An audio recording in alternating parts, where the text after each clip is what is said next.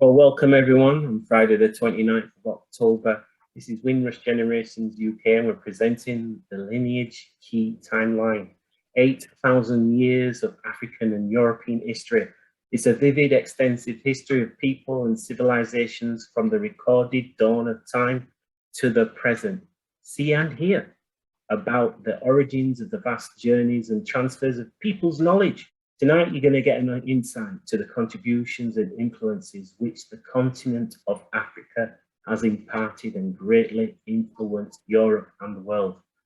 And like Paul says, come on, emancipate yourself. What would you rather focus on? 400 years of slavery or 7,500 years plus of fulfilling perspective? This is going to be presented by our special guest, Paul Obinna. He's an educator and historian.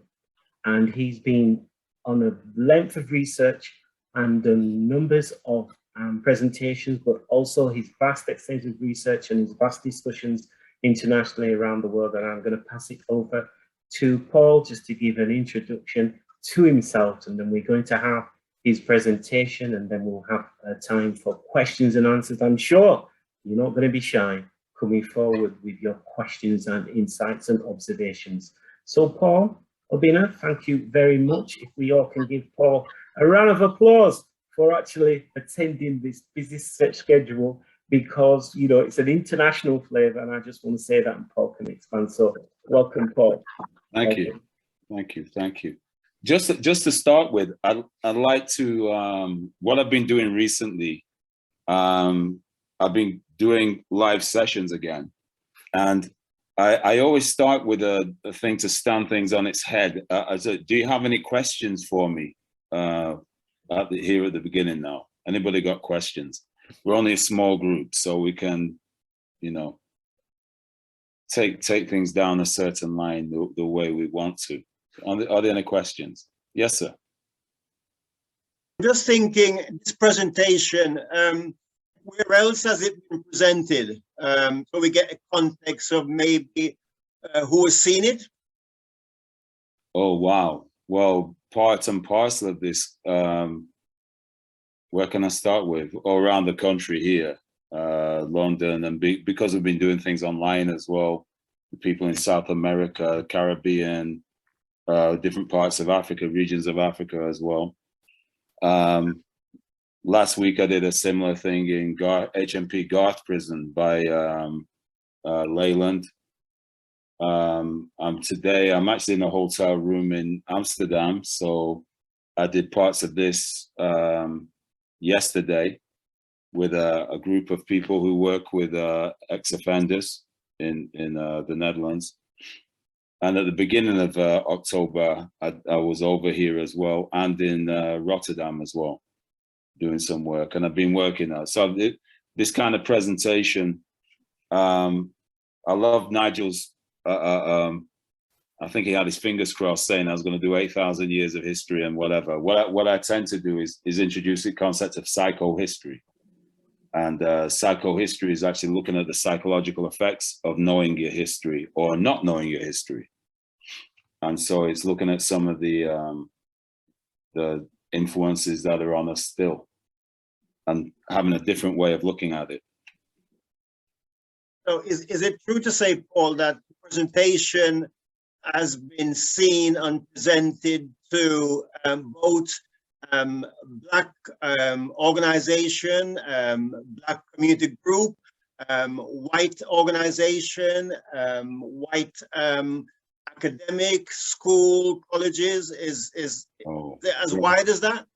Yeah. I thought, for instance, I went to see the principal, or they call it director here, of a school in the Belma district in Amsterdam, where I'm actually here. The hotel's in the Belma district by the Ajax ground, if you know football.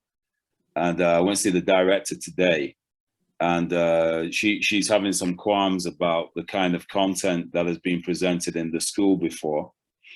And so I was talking with her. She's a European white lady, and my blessing has been the fact I've had extensive contact with the white community through my family, because I was officially adopted by a white family. And so I am extremely comfortable about talking about issues of race, gender, class, whatever. You're very, very comfortable with it. Being an ex-fighter as well, I used to fight with white guys, black guys. I'd fight with anybody, formally and informally. And so taking this to me, this is just a kind of it's a natural interaction, and one that I really, really enjoy myself doing. I enjoy it myself. It's not work. It's a thing I enjoy doing. Mm-hmm. And giving explanations of things, asking people to consider things in a different mode. That's something I really do enjoy doing. Okay. Paul, I'm conscious of the recording, and you've got it on share screen. So the share screen is blank, and I think, you know, those who will be reviewing this, if you could stop sharing your screen and then, you know, until you're ready with these questions and answers. Do you follow me? So okay, we'll do a couple more minutes, and then if there are any more questions. Have you had any sort of negative feedback from any of the audience that you've presented to? I think one of the key ones, challenging, so for example, challenging, you know, the material. Oh, very careful with that. It's a bit like if you prepare for a boxing match, you've got to get your defense sorted out. And you always say the best form of defense is attack, but what's very important is that you have to look at the integrity of the material you're giving. And I'm so pleased you mentioned this, because part of what I'm going to show you is about the framework, the context, the playing field that we're actually operating in. I did have the university over here in the Netherlands where I was asked to present this this kind of alternative. It's not an alternative. It's a human continuum that I deal with, and the history department kind of boycotted attending the event because they don't know the information, and so they never looked at it in that way. You know, we can get this kind of narrow focus of just doing either your national identity or your general racial identity. And a lot of people take it for granted because of what they've been told since they were young and things that they pick up in the media, that this is the only way to look at things. And so what has been interesting for me is a comparison between the history as taught by my mother's people, which tends to dominate, and then the history of my father's people. But linking it all is the human continuum, what I call the golden thread. But I'll explain that afterwards. But that's the reality of our DNA through our mothers, which goes back to the beginning of all time.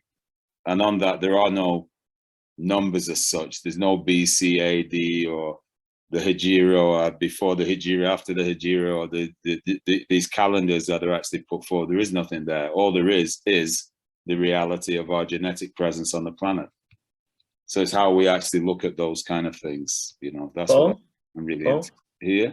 Okay, a truth. This is a very interesting guy, Arthur N. Schlesinger, one of the United States of America's most brilliant historians. And this is my favorite quote of all time. It's simple, it's to the point, and it's that self-knowledge for an individual as well as a nation begins with history. And that can be personal history, that can be the history of a nation, a history of an area, community, etc. But self-knowledge for an individual as well as a nation begins with history. Why Arthur N. Schlesinger is quite interesting is because in the 1980s, he wrote a book called The Disuniting of America, which was anti-Afrocentric thought. And he went to town along with some other scholars on trying to attack the works of, say, like Leonard Jeffries or Sheikh Anta Diop or et cetera, the people from the African-centered school. Why this is so good is the fact that those of us who got involved in history, we had to actually, we had to become very aware of this dynamic And so therefore, whilst we would be exuberantly expressing ourselves, we were always having to think, aha, we've got to justify this thing. It's not a thing we can just live our own existence on our own belief. We've got to really justify these things and find the reference points.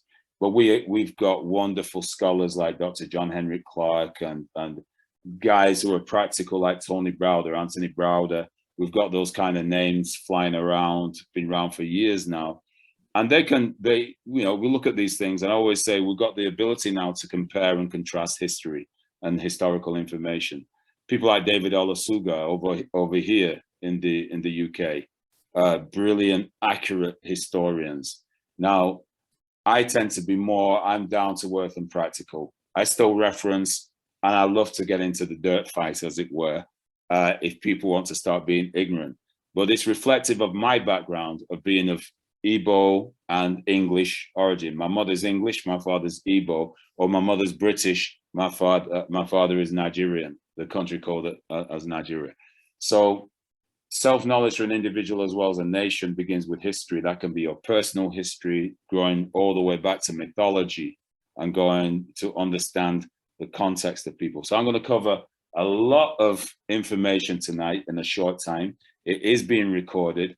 And so I'm hoping to, get some things over so I can move quite quickly as well. Is this okay? Yes? Okay. This is a thing called the alchemic structure. Basically what I teach, everything has to be done for a reason and with meaning. Those of you who've got knowledge of Islam, I can do it through an understanding of that, meaning that even having taught in Islamic academies, that I know that every time a Muslim is meant to do something, they do it with niyyah, meaning their intention. So the intention of attending a meeting, the intention of going to the shop, the intention, everything with the intention of going to clean ourselves or press our clothes, anything we do is with intention.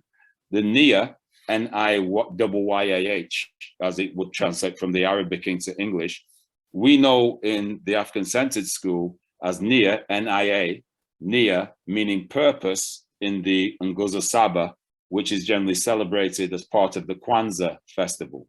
So what happens is that niyyah, the intention, the purpose, everything we do, as far as I'm concerned, should be that. And to that end, I put together this alchemic structure.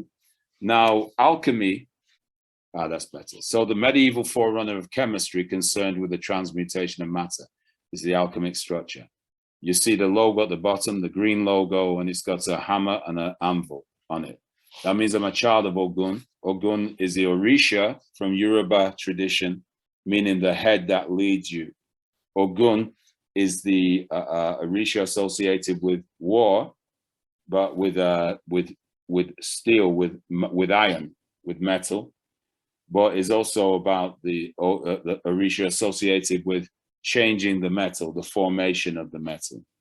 And so basically, in terms of academics, this would be changing the awareness of people, the consciousness of people. So let me go on the next thing here. It's saying, in particular, it used to mean about the changing of lead into gold, base metals like lead and changing them into gold. So alchemy meaning alchemy, or the science of the black land. That was the meaning in Arabic in origin. So we go on to say, or the finding of a universal elixir. This is like the meaning of the health, eternal life and whatever. But let me just do a practical thing. Basically, we start with the lead at the foundation. The foundation is key knowledge that we really should have. And here you see there's a decagon, a 10-sided figure that I use to represent what I call the corral. And the corral is information which is designed to contain us. You dehumanized people or animals are put in pens into cages. And that's the idea of a corral that you'll find, originally a South African word, I believe.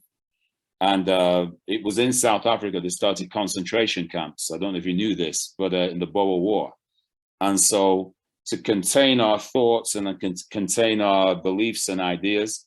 The idea is to restrict us. It's a 10-sided figure because what we're looking at is decades, centuries, and millennia. So the history we're given about the awareness of things is to, in general, to contain us into these shorter periods of time. So what happens is, on this level, history with an I, history is given. And the idea is that we start to look at things like the brain hemispheres and our mind.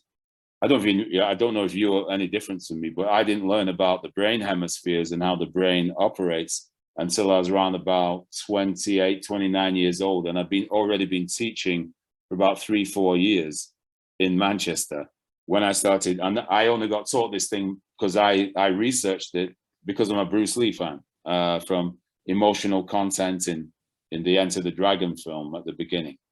And so that's why I got into this thing, wanting about the emotions, the drives, the beliefs, the ideas, etc., that we get. On the next level here, as we come from the foundation, we come to the first level of expansions. I don't know if any of you if you remember Lonnie Liston Smith, he did a track called Expansions back in 1981, and to expand the mind. And so when I said about doing things with intention and purpose, I always remember when I was at infant school, the first English books we got was Reading to Some Purpose and Reading for Meaning. And so Reading to Some Purpose was, you had to answer in sentences. So I didn't like that. It's Reading for Meaning I like, because it was like one-word answers. But it means that the intention, that anything that I'm bringing into myself, it means that I would need to have a purpose, an intention for why I'm looking at that particular thing. The bronze is the expansion time. Now to that end, we take on this level of history with a Y, and here I use the lineage timeline. So what we're going to be looking at tonight is mainly a bronze presentation. I'm not going to be going too much into the brain hemisphere. I'm going to do some lead, as in looking at the brain hemispheres, but a small bit. But the history, you notice there, is not a spelling mistake.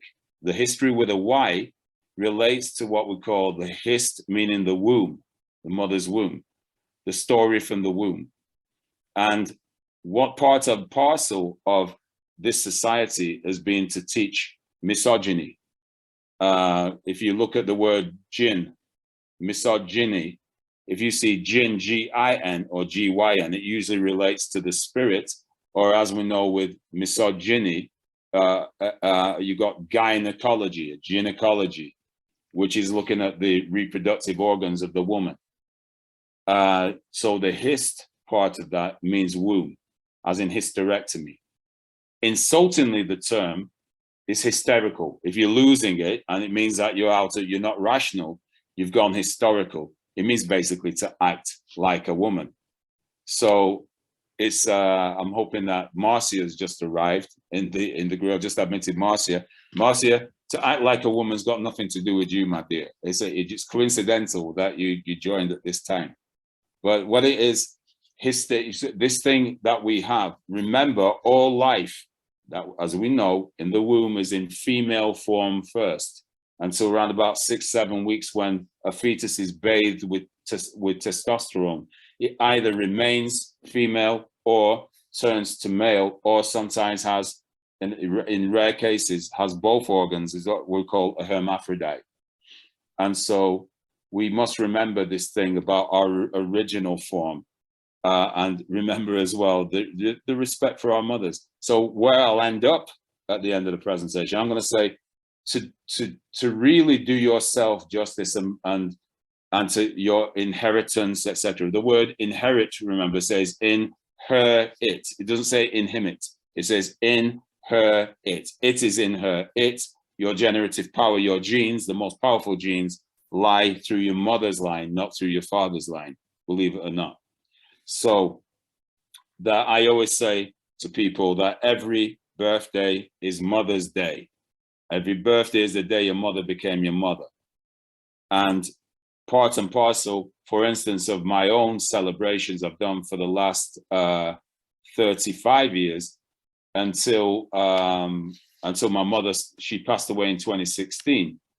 But up until that point, every time it was my birthday, I would give her I'd always send her a present, flowers, chocolate, whatever. I send her those things to say, part of my birthday is a celebration of my mother.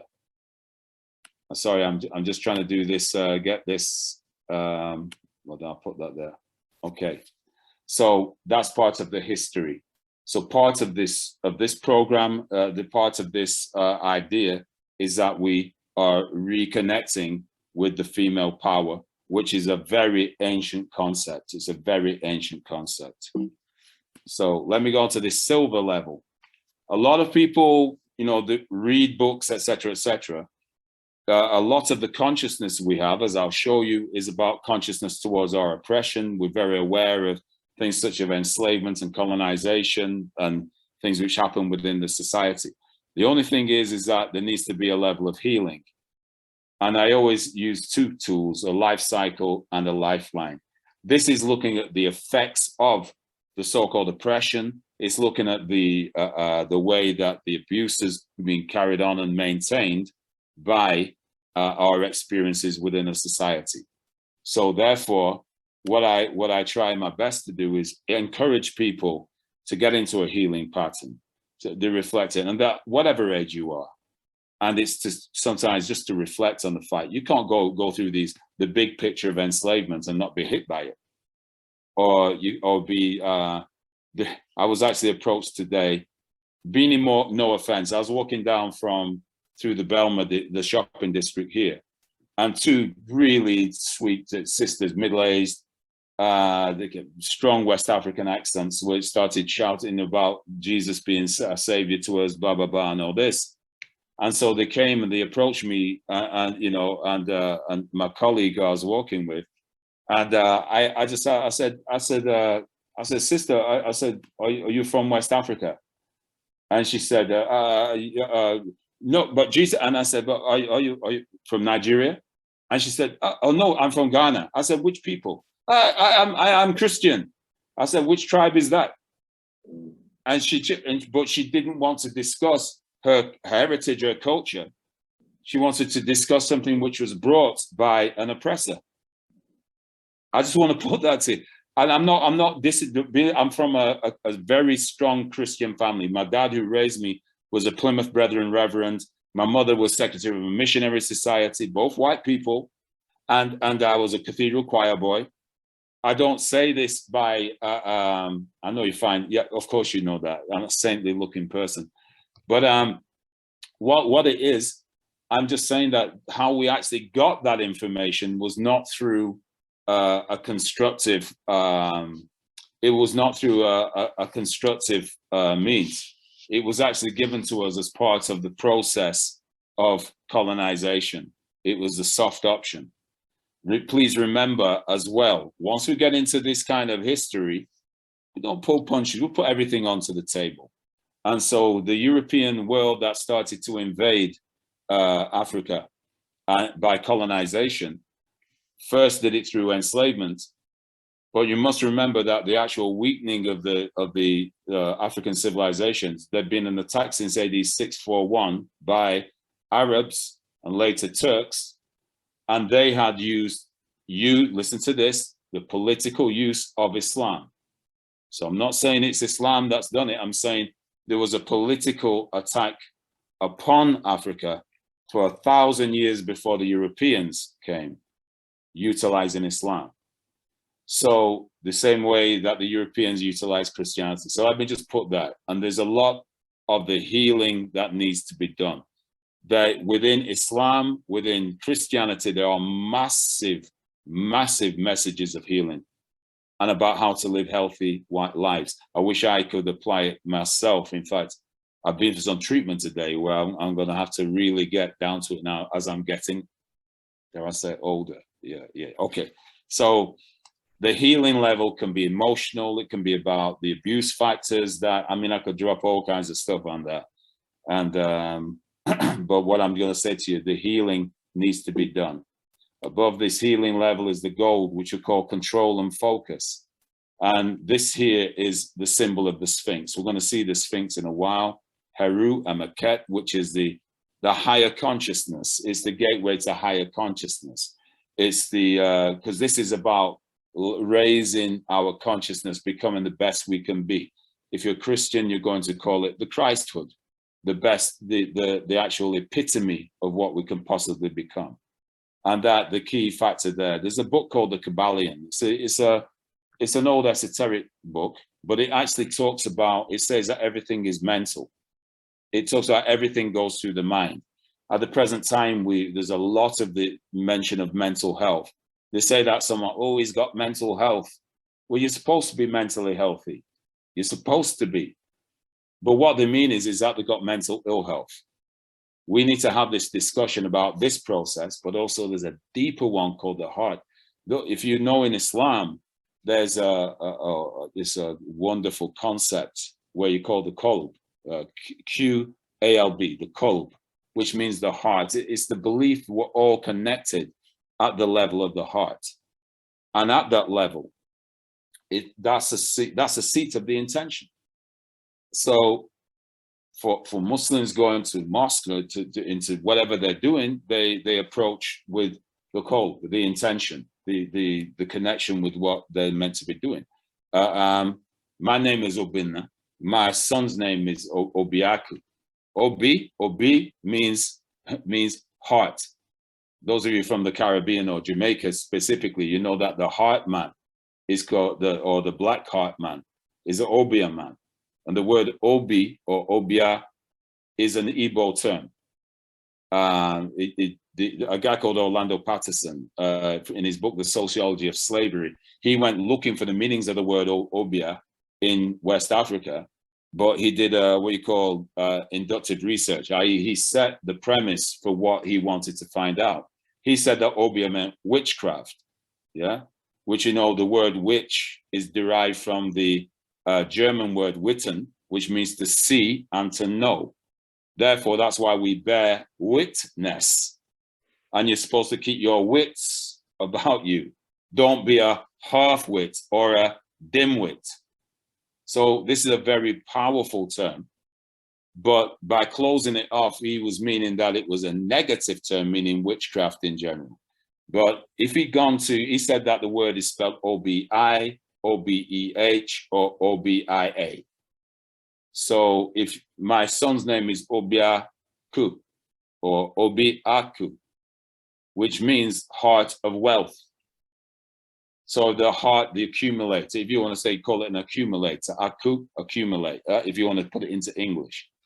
My name Obinna means the heart father, father of the heart, father's heart.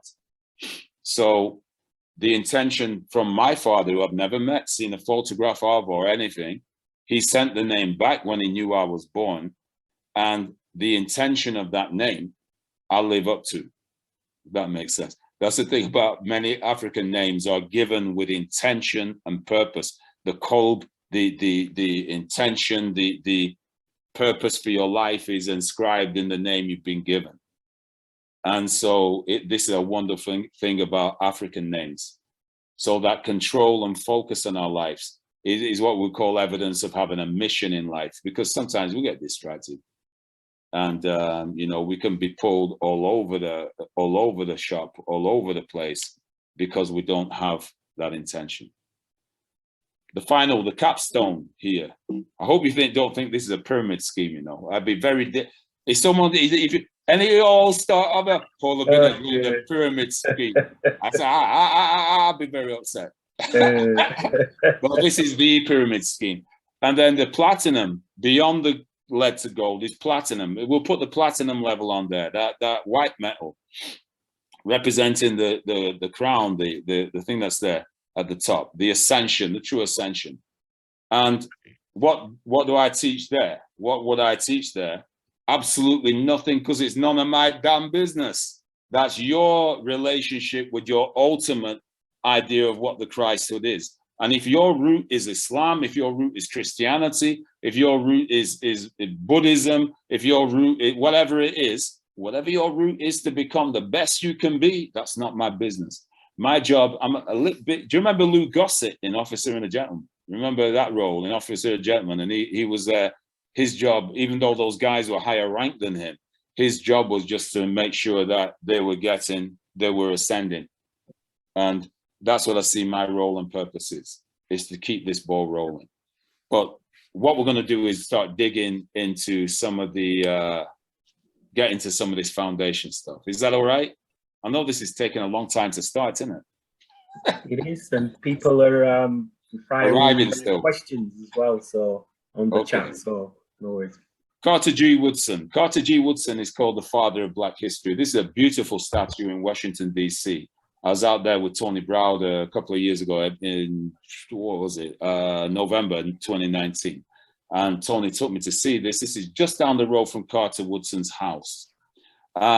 What did he say? This is a thing of mind control. Mind control. He said this. This is a quote from 1933 from his book, The Miseducation of the Negro. And he said that when you control a human's thinking, you do not have to worry about their actions.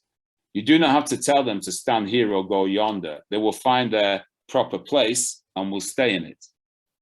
You do not have to send them to the back door. They will go there without being told. In fact, if there is no back door, they will cut one for their special benefit. Their education makes it necessary. So Carter Woodson's recognized as the founder of Black History Month, even though he started off in 1926 with Negro History Week.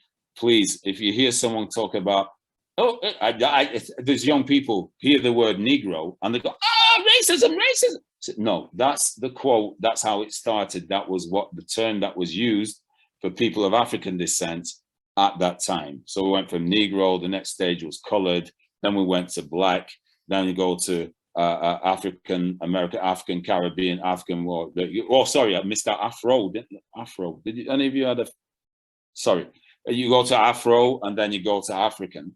And then beyond that, I would say, like Malcolm X, human. This is an issue of human rights, not civil rights. This is human. This is rehumanization, trying our best to reconnect with our humanity. And that becomes a major thing. Okay. So what we've actually got here is, that the term is, this is a very important point, this historical ghetto. Now, what happens is this. Dr. John Henrik Clarke, he said that most of the history of African people throughout the world is told through slavery. A short period in our history, considering that we're the oldest of the world's people. So this is what we call historical discontinuity. It's a very important point stressed by Tony Browder, it's stressed by Asa Hilliard, before that point, who was an educational psychologist. Historical discontinuity means that you can only start your history from when someone else is controlling you. And that means that the history of Europe or the history of Arabia, there is other people in charge of us. They become the people who are directing us. So that's from the point of being in that ghetto. So Dr. Ivan van Sertima, he came out with this. This is a part of a speech he did in North London back in the mid-1980s. He said, "Let no one say, why are you looking back to the architecture, ships and the metallurgy and achievements of the old world? Surely these things happened thousands of years or hundreds of years ago." He said, no, no, no. This is the universe, space-time continuum. What happened 10,000 years and 10 minutes ago had the same relevance as it occupied the same space and time in consciousness. I.e., you can think about 10 years or think about 10,000 years if you have the knowledge and imagination straight away. You can go back and retrieve, like a powerful computer, the most powerful computer of the mind, and get what you need to get. And you can apply it then, yeah? So I love the book of Isaiah has a quote, Isaiah 33:6, and it says, "And wisdom and knowledge shall be the stability of thy times." So wisdom and knowledge should be the stability of that time. That's why I talk in terms of the foundation knowledge, which I've got to say, for most people that I meet, is very poor. There are things we need to know, should know, everyday things, which we don't. So when I do a longer term presentation, I always start with that foundation knowledge. But he concludes with this. He said, nobody who thinks that the oldest traceable ancestor they can point to was a slave, nobody who thinks that can be anything but a sick man or woman. How powerful that is.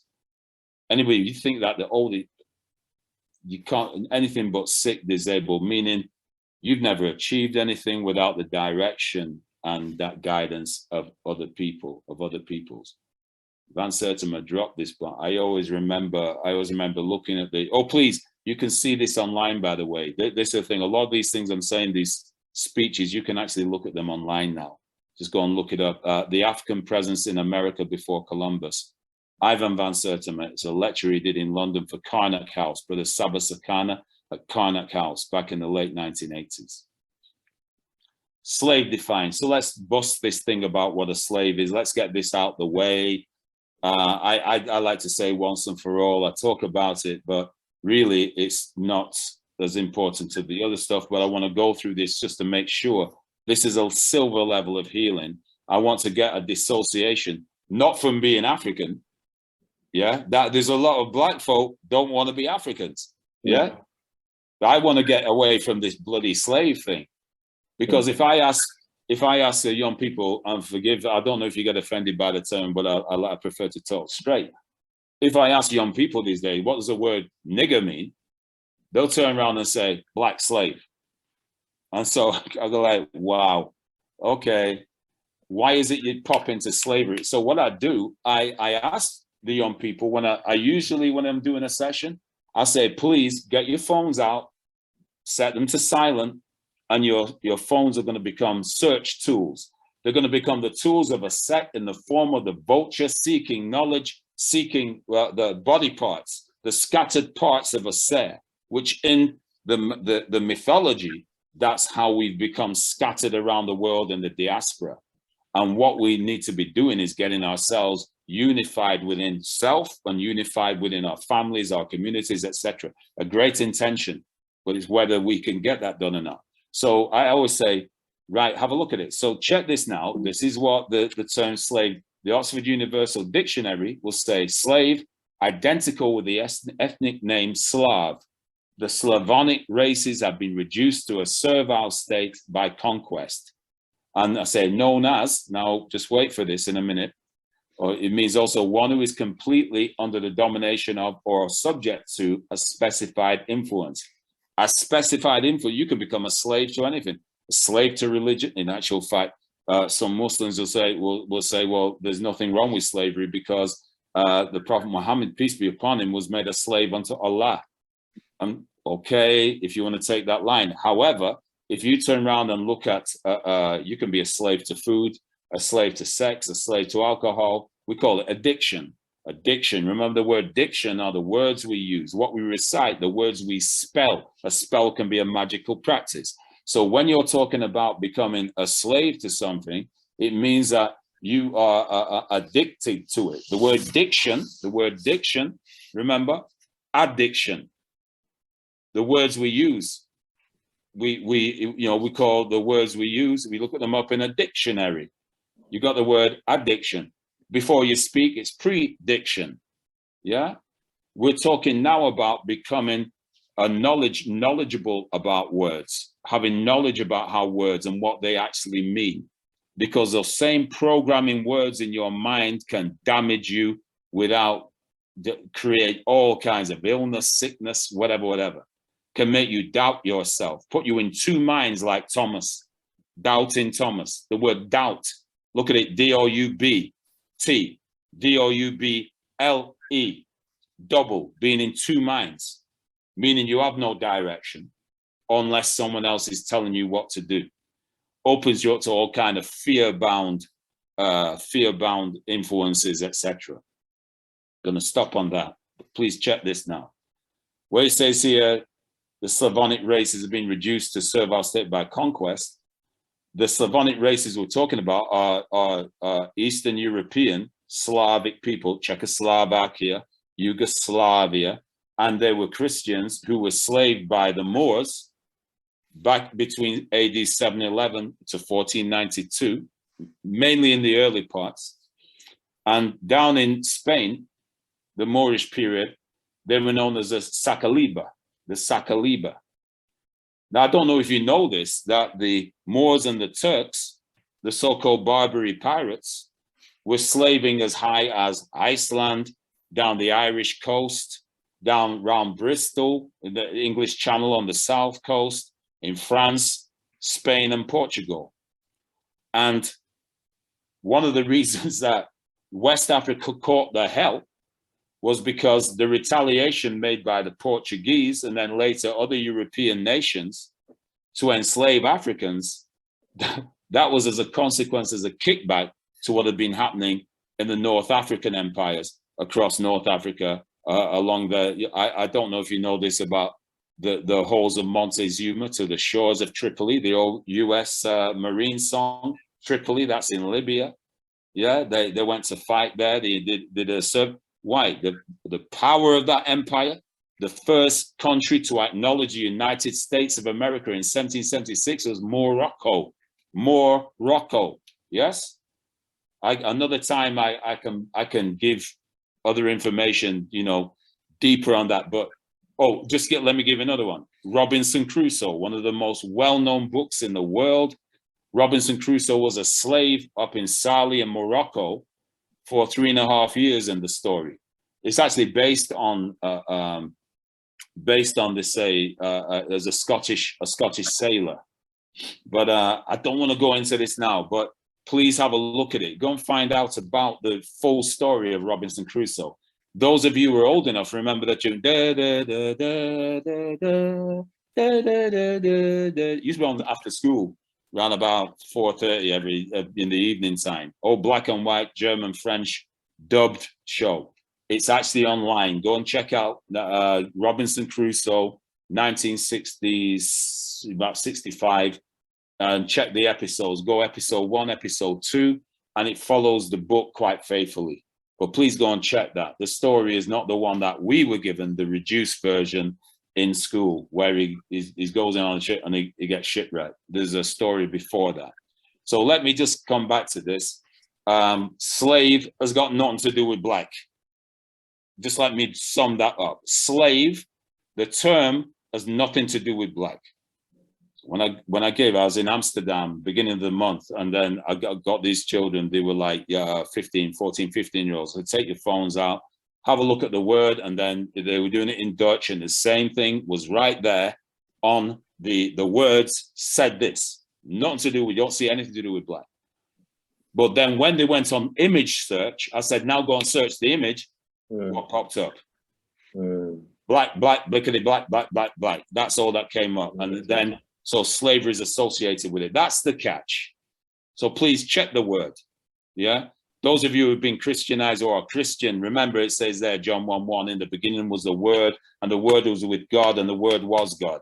And you got to get the meaning of those words are powerful. And we need to use our words with wisdom and wisely. So let me go here. An observation made by Frederick Douglass. He said this, he said, I've found to make a contented slave, it's necessary to make a thoughtless one. It's necessary to darken his moral and mental vision, and as far as possible, to annihilate the power of reason. Well, let me say this. I'm going to be blasting you with a lot of reasoning. Let me start with this one. Advertising. Is there money in advertising? Yes or no? I take it you're going to say yes. We're on this format. Is there money in advertising? Check the following logos. You see these logos here? Here they go. These, so Adidas, Nike, Timberland, Lacoste, and Reebok. How much do the companies pay you to advertise their products when you've got the logos on? Answer is nothing, unless it's a sponsorship deal. If you're in you're a sports person or whatever, you're going to get sponsorship. What do you call a person who works for free and has no rights? We call it a slave. What did the slave master brand the slave with to show ownership? A brand. And we buy the products from chain stores. So you see, being enslaved can be a very easy, tricky thing. We work for free, and people are sitting there, ha, ha, ha, ha, and we say, oh yeah, I've got this brand or that brand or whatever. So interesting for me, I was interviewed for a documentary last Monday, 2 weeks ago, and I was told I couldn't put any brands, wear any shirts or anything with brands on. And I was like, oh, that's pretty good. And they're going to tape over. They're going to tape over. I had a jacket on that had a brand, and they said they're going to put. I said, no, I'll take the jacket off. It's all right. And it wasn't a well-known brand either. But I do like Adidas. I've got to say, Adi Dassler, one of the brothers, Rudolph and Adi Dassler, had Puma, respectively Puma and Adidas.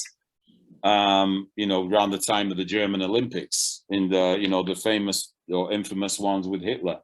I want to ask you, how do you stop yourself becoming a slave through these logos?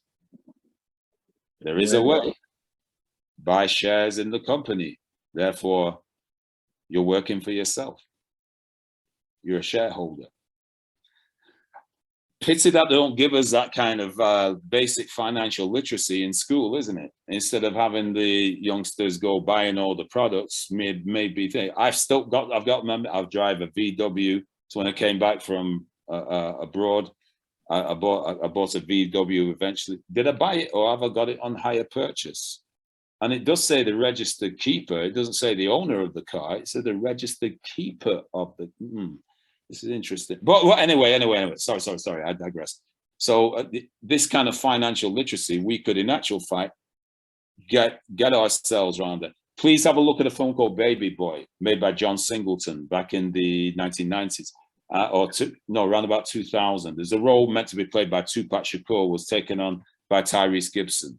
And please go to Crenshaw, the scene on Crenshaw Mall.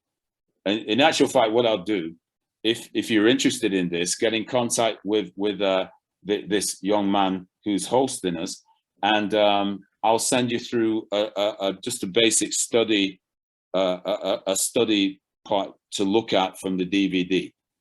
And there's a lot of financial literacy aspects in there. And if you want, what I'll do is that we could do another event like this, and I'll break the film down. I'll break certain parts of the film down for you. And you'll see some amazing stuff that John Singleton, God rest his soul, that John Singleton put in. Next one, slave definition again, Chambers Dictionary. This is the one for me, not the other one. It's a historic. This is the thing about a slave. One whose will has lost the power of resistance. One whose will has lost the power of resistance. For around about 18 months, no longer now. I've been under assault. I've been getting battered week in, week out, and I've been having to use my best tactics to try and slip and avoid the fear I've been attacked with. Every time I put on the media or I walk outside, there's this fear.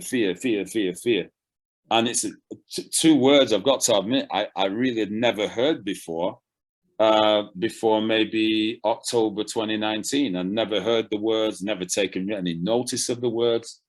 But one was called, to do with a crown, a coronavirus, they called it.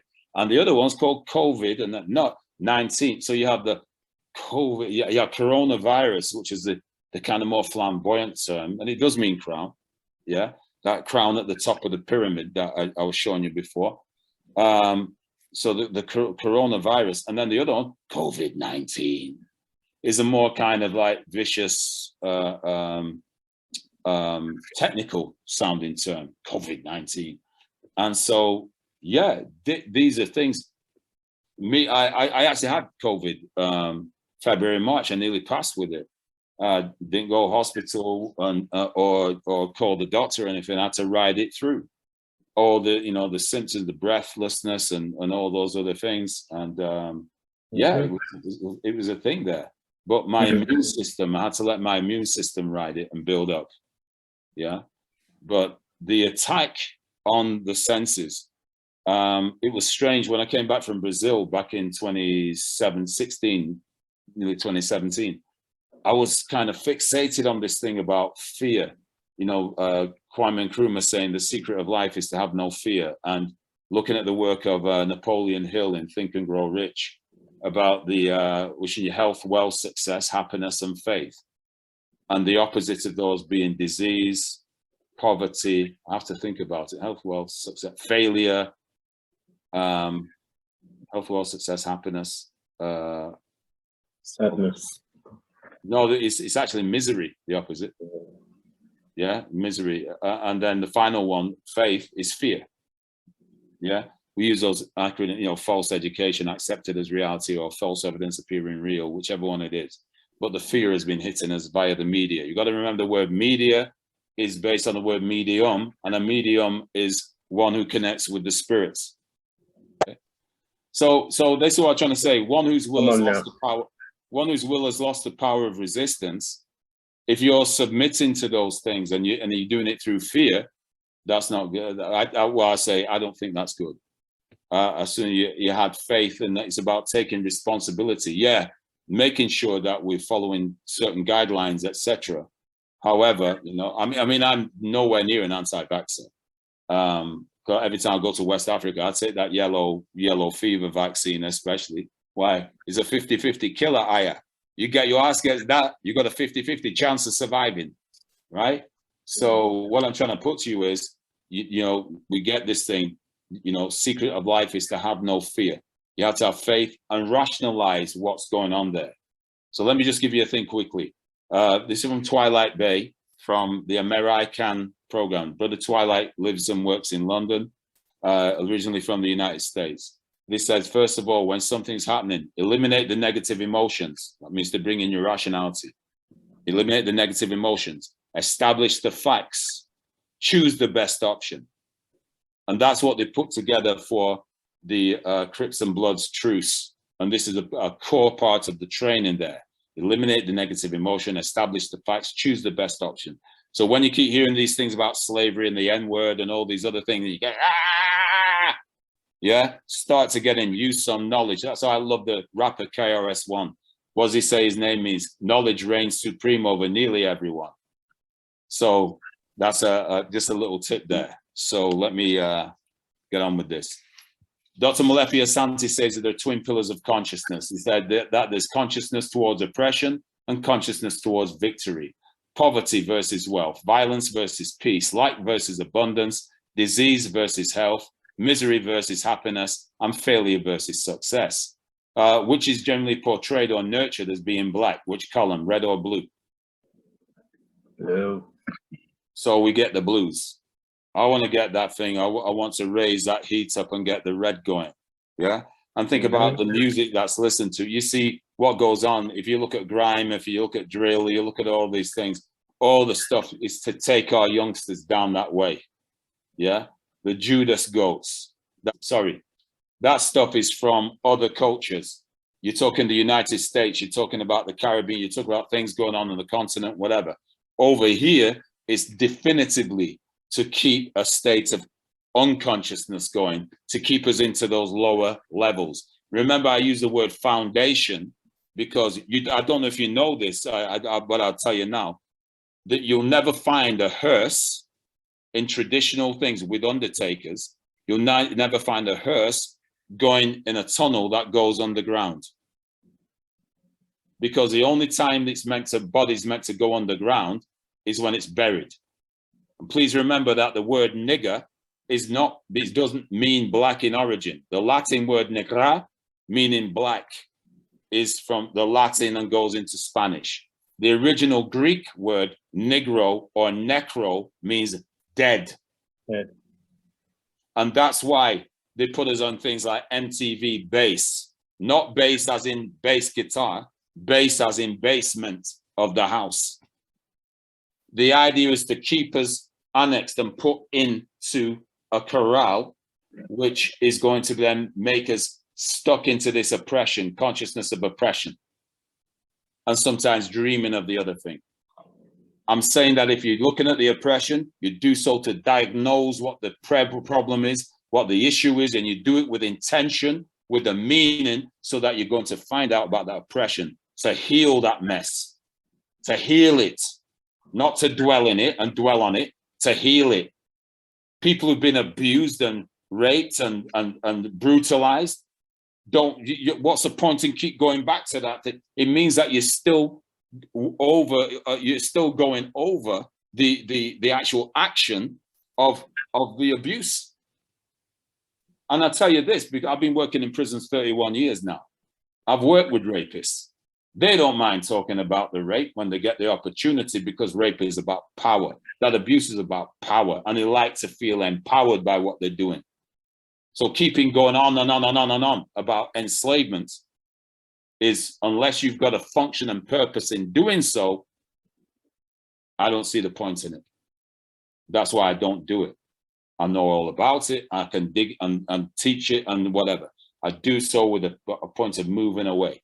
Jewish people do not remind you of their Holocaust just for the sake of talking about the Holocaust. They do it to remind us about what happens, about how the world, the people in power let them down, and those things. Please, before you start jumping on the thing about that, I know about the Bundist Jews. I know about their black and black violence. I know about the Selah. I know about those things. I'm talking that the people do it with intention and purpose as a reminder, so it doesn't happen again to them. And that's the intention we should be dealing with this particular thing, not waiting for people to like us and to treat us differently. So let me go on. What I call CTV and CTO. CTV and CTO. And those of you who know the data, you see the CTV, that's a lotus column. The CTO is a papyrus column. That's the spiritual and the material. So once again, I'm talking about the ascending consciousness. The play-her process. In our minds, we have emotional and feminine brain functions. So the brain hemispheres, the emotional and the rational, is denoted the feminine and the masculine. Not male, female, it's feminine process and masculine process. This goes across from ancient Kemet, it goes into China, it goes into many different cultures. The feminine is not considered the weaker, it's different. You get here, it's different. The word individual reflects this brain division.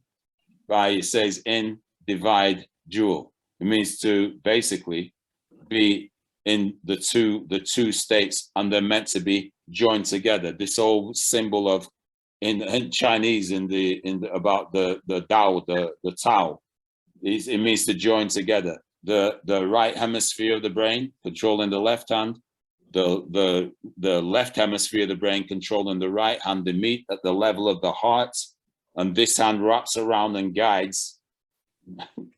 It provides a motivation, emotional, the motive behind things, the intention, motivation, emotivation, intention. So table reasoning, let's have a look at this. So you got the right brain and the left brain. The right brain is the cyclic, the left brain is the linear. Yeah, in actual fact, it's reflected in the word discipline. Disc, right brain, line, left brain. I'm just mentioning this because on the timeline that I do, the lineage timeline, the first page is the brain hemispheres. This is on there. If you were to put a ball and a block on a table and going away, which one are you guaranteed will be there when you get back on the table, and which one has the possibility of moving anywhere where it wants to, or falling down on the ground or whatever? So as you know, the block will remain. The ball may not. The ball can roll where it needs to roll to or whatever with vibration or whatever. Yeah, the block is going to be there solid. So we need both of these operating together. But when you imprison people and they do something wrong, they're sent down the block. And there's a lot of brothers, you know, and sisters, they'll say, yeah, I live on the block. They live on the block. Then they go to prison. Then they go in the block there. So I call them blockheads. But hopefully we're going to be getting some flow to that.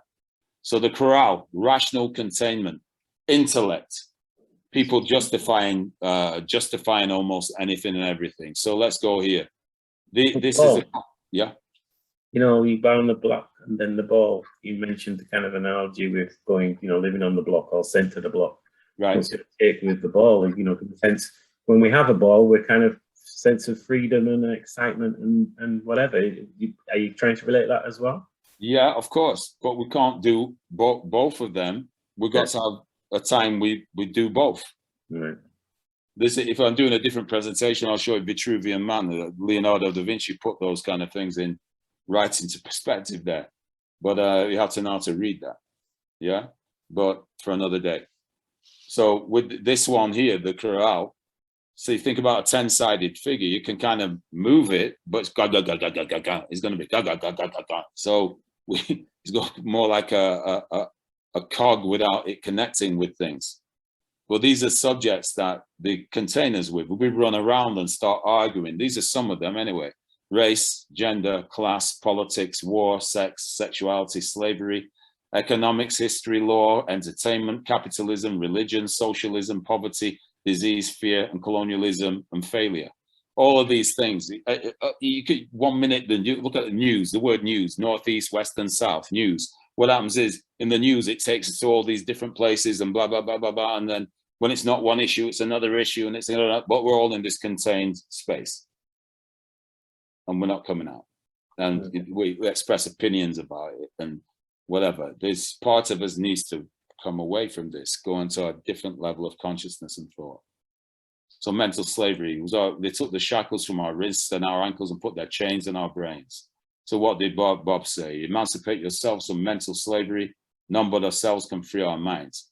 Who said that originally? Marcus Garvey. And yeah, defining that only ourselves can do that. But I want you to know another Marley as well. And as we're heading towards Christmas time, get into the thing of Christmas being the first day, lengthening day of the year, etc. I want you to watch a film or read or whatever, A Christmas Carol by Charles Dickens, and please look at the character of Jacob Marley, that Marley, because again, chains, the forging of the chains that he mentions. So please, Bob Marley, yes, going back to Garvey, but please have a look at Jacob Marley and the story of Ebenezer Scrooge. Who's a miser, remember? He's a miser. Put the Y on the end of miser, it says misery, a refusal to let go of those conditions, mental conditions, which we're calling consciousness towards oppression. I think I did all right, actually, at linking that one day. It was a Victorian novelist, a Pan-Africanist stalwart, and a musical entertainer of whatever. And yeah, I think that. Sorry, I've got to. Thank you to I call the name of Dr. Les Henry, Professor Les Henry, and Trevor Hakim. They were doing a presentation back in 2013. And when I saw this, I was like, it's something I'd actually heard, but it hadn't registered with me. This is Drapetomania. And this is what we need to go. I'm going to be moving on to other dynamics now. But please, this is a guy called Samuel Cartwright. You look at his dates, 1793 to 1863. So Samuel Cartwright, a highly respected and widely published doctor from the University of Louisiana, wrote an article for a medical journal entitled Diseases and Peculiarities of the Negro Race in 1851. In it, he discusses two diseases which he claims are unique to the enslaved Africans.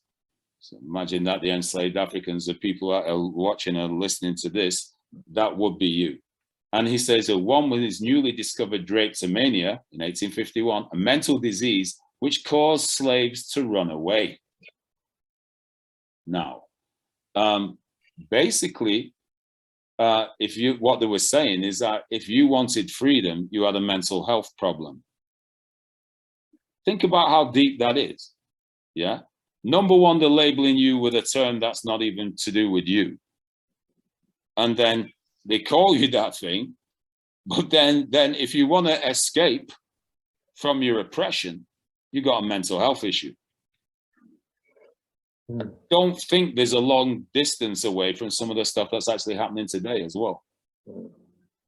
He also said the other Dysathiasia, Ethiopica was a disease causing rascality in Black people, both free and enslaved. And rascality, well, I begot that one. I must have got that from my daddy. So, I'm a rascal. So Dr. Cartwright offered advice for preventing and curing these diseases. So what I'm trying to put here, this is a history behind a lot of this crazy ass stuff about race, racism. These guys, brilliant guys coming up with all these ideas, but if we look back on it now, we have to look at it for the madness that it is. But what's this? You got to think phrenology, by his bumps ye shall know him, which was founded in the 1850s and 1860s around the same time. And, it's saying that, you can tell a criminal by the shape of his head and whatever. You can tell the angle of intelligence of a people and whatever. And all of this stuff became known as criminology. I think I like, what? How can you be the crazy ass origin of these things? And how does it permeate into the modern time? And these are some of the things. Instead of crying racism, we need to go and find out and know, not think or believe or feel. We need to know the origin of those things so that we can name the names, etc. I've got a friend called David Dalgleish, a white dude. I gave him some information years ago about race. He's done this book about how racism develops and evolves. It should get him to come and give you a talk on this thing as well. So then instead of saying, I think, well, I believe, it's like when I see people getting stopped by the police and they're going like, you shouldn't be this, you shouldn't be that. Yeah, I said, do you know about Go Wisely? Do you know about the acronym Go Wisely, which is the protocol that the police are meant to come to you for? Because if police is going to tech you, they're going to tech you. But then what it is that there's a protocol they're supposed to follow by law. Why do you not know that? Why are you standing there shouting the odds and whatever, or resisting when they're going to take you anyway? There is I say knowledge, but before that, the wisdom. So please, I'm going to go to this stuff now. Now we're going to start expanding this consciousness out. I'm hoping you're feeling this thing. I'm trying to stretch it. Some of you will know this stuff already. I don't mean to be insulting or whatever, and what I'm trying to do is I work from the ground up. I got from the foundations up. Free your mind. This brother Listervelt Middleton used to do a program called For the People back in the 1970s and 80s, and Asa Hilliard III, they did this docu. It's a conversation. So please, if you go onto YouTube and you look for this, just go on and punch in Free Your Mind Asa Hilliard and it will come up. And there's another one called Master Keys, same combination. And these two brothers, oh my God, I saw this in about 1989. A summer, a number, another summer, sound of the funky drummer. 1989, the time, Fight the Power. Spike Lee's Do the Right Thing. All that time, there was a very positive Afrocentric responses coming out before the onslaught of the gangster rap, and I'm talking the negative stuff. So let me just put here, because Asa Hilliard, as you're seeing there, is a psychologist, educational psychologist. And I've coined this term psychohistory. It's a science of the historical motivations, which combines the insights of psychotherapy with the research methodology of the social sciences. So it's actually going from psychology to sociology. And I love this kind of dynamic. When I was at college doing my teaching degree, I could never split psychology and sociology. I kept saying, well, psychology is like the individual thought processes of the society, and sociology is like group psychology. I couldn't separate. I used to get in not in trouble, but they say, no, Paul, there you're discussing sociology, and there you're discussing. So I could never, is that me, we thing? You know, Muhammad Ali, me, we, I am because we are, and we are because I, that is that. And I was hit with that from when I was quite a young man. Said this helps us to understand the emotional origin of social and political behavior of groups and nations, past and present. This, by the way, there's a book called The Falsification of African Consciousness by Amos N. Wilson. Brilliant book. And anything you see from Brother Amos, you know, if you can get it online, if you listen to it, watch out for the videos, etc., is brilliant. It gives you profound insights. There's a book called Awakening the Creative Genius of Black Children. And there's a chart in there about high achieving and low achieving factors from family backgrounds. Not easy reading. When you see the charts, the book's not easy reading because you're going like, uh-oh, am I doing those things? But, you know, one message is don't leave the education, your child's education, to the teachers alone. You're paying for the education by your taxes and everything, but please make sure that you get real thought about how you were given that direction. So 1989, what happened was in Free Your Mind, Asa, this is the advertisement for it. You'll see this online. This is the first time I'd ever seen African-centered data presented in such a fashion, and it blew my mind and made me wish to study even more than I was doing. Very relaxed, very humorous. But they, you know, they're making jokes and things about, but serious. So this is Asa Hilliard's vertical timeline. I looked the other day, so I saw this in 1989. I looked the other day at documents I did in 1987, and I was already on comparisons, historical comparisons and limitations. I was already doing that back from 86, 87, when I was at college and then started teaching in Manchester. But he put this forward here about Kemet. He's talking about the longevity of African civilization. What I did, if I put it on the horizontal, and then I put time going this way, these are the stages of faith. Basically, this is what the lineage timeline is about. And it's about exposing the long continuum before other people started invading Africa. And it's so you see the yellow, the orange, the red, and the brown. Those are the golden ages of Kemet. And then after that, we have invasions by Persians, Greeks, and Romans, etc. It's only after that point, brown point, that you've got Egypt. Egypt does not exist before the invasion by the Greeks. Let me say that again. Egypt does not exist before the invasion of the Greeks. Before that, it was known as Kemet.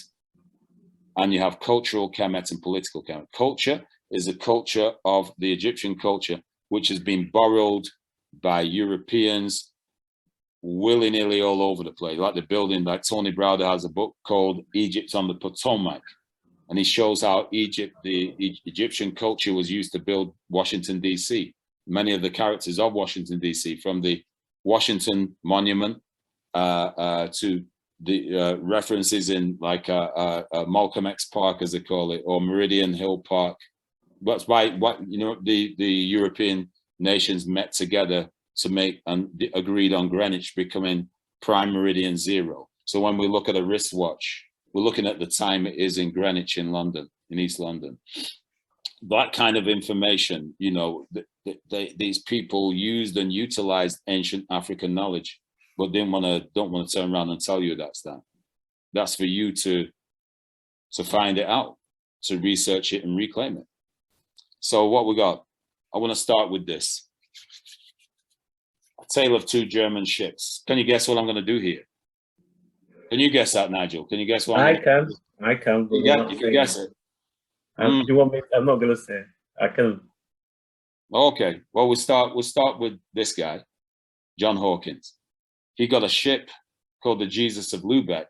It was given it to him by Elizabeth I in 1562. He used that ship. This is the first English slave ship. Is what people refer to as a good ship Jesus. Yeah. And that's the audacity of England. That the first ship, they packed Africans who come from Sierra Leone, which is now known as Sierra Leone, but this is a name given by the Portuguese, who had done the journey around the coastline of Africa from Prince Henry, the days of Prince Henry the Navigator, who wanted to retaliate for the enslavement of Portuguese by the Moors and the Turks. Yeah, so let me put that to you.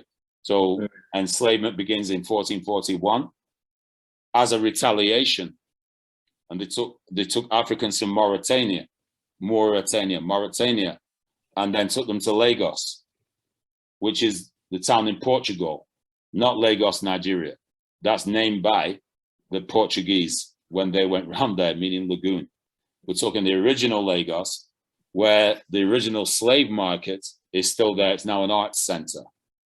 You've got beautiful layout, beautiful there, and a statue of Prince Henry the Navigator there, sitting in, he's in there in situ. So anyway, Jesus of Lubeck was brought from Germany, and yeah, Queen Elizabeth I gave that to John Hawkins, and he did 4 slave raids, slave trips to Sierra Leone, or Sierra Leone as it was then. Here's the other German ship, yeah, which is called the Monte Rosa, later known as the SS Empire Windrush. This is a German ship. How it survived, I do not know. It's the only one of the Monte. There were several of these Monte ships, apparently. I was reading up this evening, and this is the only one to survive. It hit mines, there were explosions and all this business. Then it did a trip to pick up ex-Polish, Nigel, isn't it? Ex-Polish servicemen in Mexico. They went that way. Yeah, then they stopped off in Jamaica. And before, there were people trying to beat the limitations that were going to be put on to stop migration. That happened later. So 1948, they say 400 and something people from Jamaica came over, mixed with Polish people as well, and docked in Tilbury docks in London, down the Thames. One in 1948, one of the guys affected by this is Peter Fryer, who wrote the book Staying Power in 1984. He was a young reporter. He worked for a communist newspaper. He was watching this thing. This is Peter Fryer. And then he wrote this book, Staying Power, The History of Black People in Britain. I always remember there's a book called Black People of Britain by Folarin Shylon as well. There's certain people saying, oh well, Shylon's books, Montpellier, this guy got researchers to do certain things for him as well. But I just say, well, all right. This is a more comprehensive thing. Every black home in this country, I believe, should have one. And meaning that if you want to have a ready reference for your knowledge about Black people in Britain, this is the book. Now, David Olusoga has done his book as well. You need to have that book. In actual fact, Pride of Place, I don't read it enough, but it's Pride of Place on my shelf where I go and travel, well, my travel shelf at home. And I'm saying, this is where I'm living. And thanks to David Olusoga is doing that kind of research to let us know about the kind of histories that are there this goes back to like Roman times, etc. And as we know now, they're talking about the oldest humans in this country as being Black people as well. We just need to get our heads around this kind of the nonsense we've been given by usually education. So the lineage timeline depicts in a longer now. There's a general history taught by the system and society, which focuses on and gives credit to the scientific development and achievements of the last 500 years only. This can teach a restrictive worldview, which will develop a will not to know, or even a cognitive dissonance, where anything not in the framework will not make sense to the viewer, i.e., what was it Bob Marley sang in Crazy Bald Head? They built their schools to make us fools. And well, watch this thing, is that if we got this idea that we don't know ourselves, we don't know this other information, we're relying on the people who did the enslavement to teach us now about the non-enslavement. afraid it ain't gonna go on, guys. Work with a lot of abusers, and the abusers really they're not interested in saving or healing the people they've abused. And I'm not saying, I'm not actually going, you can't trust it, you can't trust. What I'm saying is, you got to do for self. How many people are Christianized and Christians? And Jesus said, what was the two main laws? Worship the Lord, your God, or thy God, with all your heart, soul, and strength, and love your neighbor as you love yourself. What happened to the self-love? And I was flying on the plane over here, you know, they always give you the thing about the face mask. The face mask, in the dropping cabin pressure, the face mask will drop down from the, and I always watch the presentation, you know. I don't just go, oh, Bill, I travel a lot on planes, so I don't need to. I always watch. And just in case they've changed something. It's really funny because they got the masks on now on the plane, and they don't take the mask off to put the mask on the face. And there might be people trying to breathe because they got that bloody mask. And anyway, it's just my warped sense of humor.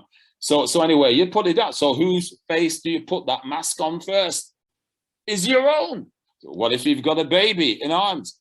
It's still your own, because you can't help anybody else if you are incapacitated. And this self-love that people talk about, oh my gosh, that's what we're needing to have. That, as far as I'm concerned. And so do for self, help that. Yeah, there's an old thing. I always remember Drake Coker, brother Coker used to say, Vuka Senzeli in Kiswahili means rise up and do for self. So is that? So this is the thing of the lineage timeline. Because I would love for you to, you know, invite me to a live event so you can see these. Oh, we're working on that, Paul. We're working on that. And the historical knowledge generally begins with CTO. Do you remember what CTO stands for? Do you remember that one? CTO, consciousness towards oppression. So we've got to get past all of that, which is usually enslavement and colonization. We get vexed about that. And it's like unrighteously so, but then we need to actually get here. Please check the work of William Cross. William Cross.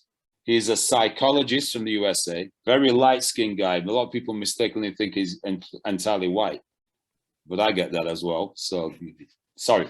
So what happens is that William Cross, he has a thing called negrescence, a process called negrescence. He's one, if you check out, there's another book I believe you should have. It's called Introduction to Black Studies by Dr. Maulana Karenga. In it, he puts number 1, history, number 7, psychology. But I realized very quickly that a lot of Black people, adults especially, we were trying to teach the history to, didn't want to do because they don't want to go through the process of getting up this upset of the consciousness towards oppression. And if I do that, I might not like white people, or I might not like Arab people, I might not, well, that's, you know, is like 10cc saying in the song, I'm Not in Love, it's just a silly phase I'm going through. Because you got to get through that phase to get to yourself sometimes. So anyway, Introduction to Black Studies, he says there are 3 forms of Black psychology: traditional, reformist, and radical. Traditional is white psychology. You remember that the system, white, they don't call it white psychology, they just call it psychology. But that's a psychology that's not, it's made for European people and usually based on the mindsets of middle class or upper class European people. But then it's traditional psychology, meaning white traditional psychology. Or you got reformist, the reformist school, which is where the traditional has put a Black component in to give some consideration to Black people. But then you've got the radical school, which refers to Black culture, African culture, and studies white culture, the psychology of white culture. Bobby Wright, Naim Akbar, Dr. Francis Cress Welsing, Neely Fuller, etc. Got those kind of people. So this one, what I'm suggesting to you, William Cross, is from the reformist school. So if you're going to work in your everyday thing, that is the kind of thing you know, is the negrescence of the reformist school. And he said you got the phases about racism: pre-encounter, encounter, immersion, internalization, commitment. not going to spend time talking about this now. I've just been a clever dick showing you these references. You got the recording, go find it out. And so best you can. So if you're looking on this thing here, this consciousness towards oppression is usually where we start with. This is a thing called the interface model. I'm not going to break, I'm just going to say here that we have personal and professional levels. This is for another session. Person one's going to come in, and she's going to come and bring in with her her history and her cultural capital. The history can be a personal history. It can be the history of her particular island, her culture, her people, etc., her tribe, etc. How she feels about it. Does the culture of that people, is it doing her good knowing that kind of stuff? You know, can she draw on that to make her give herself a better life? What's going to happen is we'll think of the 5 C's of awareness: the color, culture, class, character comes into the context, whether it's agenda A, professional, or agenda B, personal. I'll give you just a quick thing. A lot of black folk don't believe that their color belongs in the professional context. And there's something going to happen, racism, this, that, and whatever. And can their culture protect them against things such as race or misjudgment? What's that one? What's the thing they call it? Profiling. Can it stop it from being profiled? And so, yeah, cultural capital. How do you draw down on that? So the history is usually the external taught information about people that like you, but usually that's in the hands of the people who did the oppression. So what's going to happen? Your sense of status, whether it's in the work or at home or whatever, your sense of status can sometimes be a big issue. That's all I'll say. Person 2 is going to come in, and this guy is going to come into the scenario, and he is going to bring his history and cultural capital into play. And he's going to bring his color, culture, class, character into the context. And he too will have a sense of status. Let me put this. I'm of mixed race. If one was white, one's black, either the mother or the father. I'm of mixed race. Which was the easiest for me to learn about? My mother's people or my father's people in this context? Because let me say, I was born in 1959, and all I'll say to you is this: that during the 1960s and 70s, there was very scant information about people of African descent. If I want to learn about my white side, which in my case was my mother, get up in the morning, go to school, put on the TV, read the newspaper, whatever. That was being nurtured all the time. The black thing, what was coming through the TV, what was in the newspapers, whatever. Well, thankfully, there were people like Muhammad Ali, Eusebio was my first kind of black hero through football, sports, etc. You come through sports, met Bruce Lee, Jim Kelly, later into my teens. Brazil football team of 1970, the greatest one that's ever been. But if you go to Brazil, they claim it's 1984, the 1984 one, mainly white team. Well, that's beside the point. What you're gonna find, what I'm saying is that when you're in here, you're gonna have your cultural capital. So you have history with a Y, and your lineage is going to be backing you up, and that's your ancestry. Yeah, both are going to have this. So what I want to do is to go into some of this stuff. The brain and the horizontal. So when we laying out the timeline, what we're going to be doing is using color, shapes, and pictures, numbers, lines, and words. So the lineage timeline is actually set up to stimulate both right and left hemisphere of the brain. Is that okay? Is that all right, Nigel? You get that? Do you think people's getting this? No, I think they're getting. I think there's a lot more to learn, and if we can have a series of this, that's going to be brilliant. Give us a better understanding. So what I always say to people is try and view the line naked. And now I don't mean take your clothes off. I'm trying to say see the structure behind the images and the words and everything. Yeah. So if you see the structure behind it, which I'll try to show you now. I'll not try. I'm going to show you now.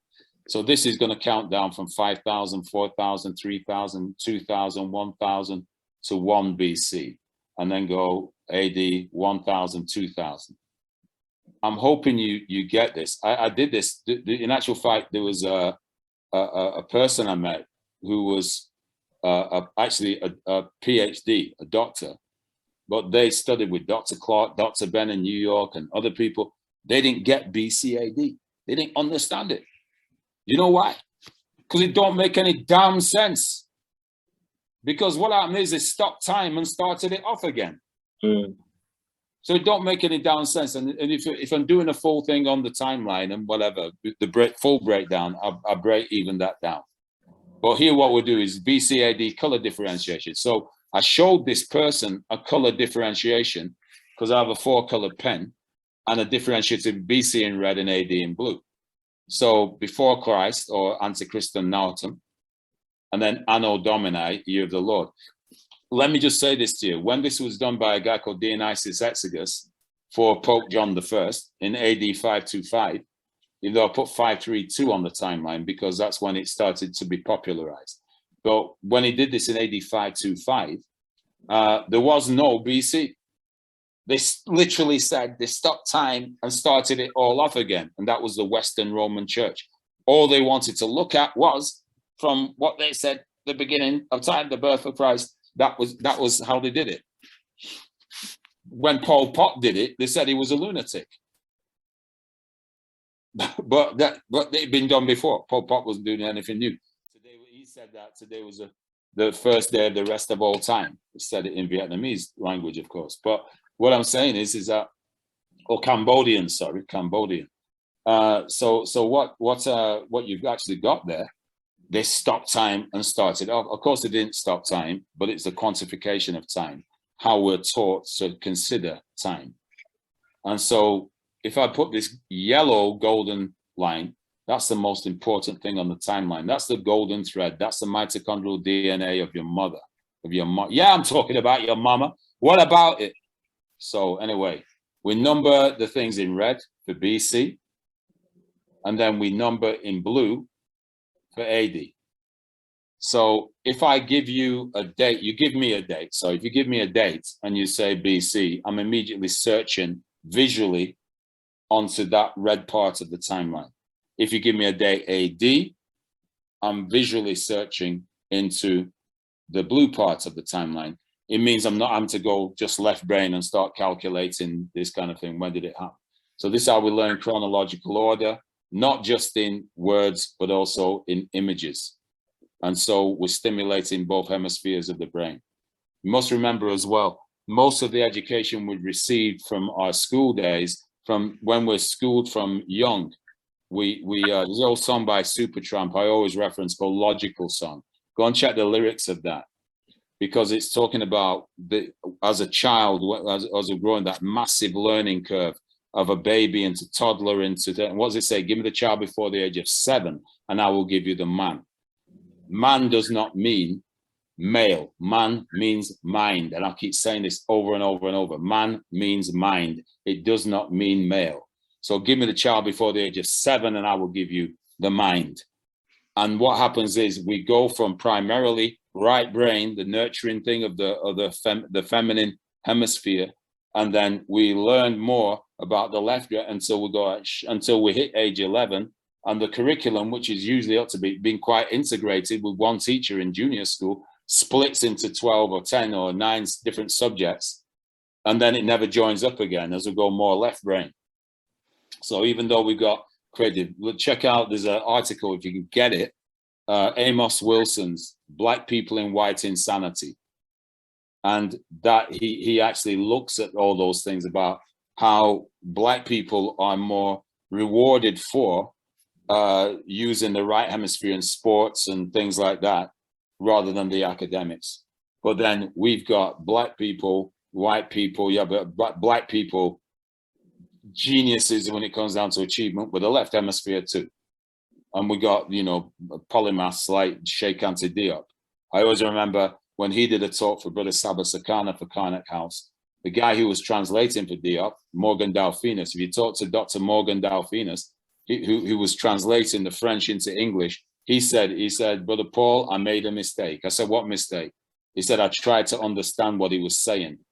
And after 5 minutes, my mind melted because he was going to different subject areas like reality rather than the compartmentalized left brain approach of doing this. Oh, how can you say that? You're teaching, well, we're talking religion. Now you're talking sociology. Now you're talking. So you go crazy if you try and skip like that.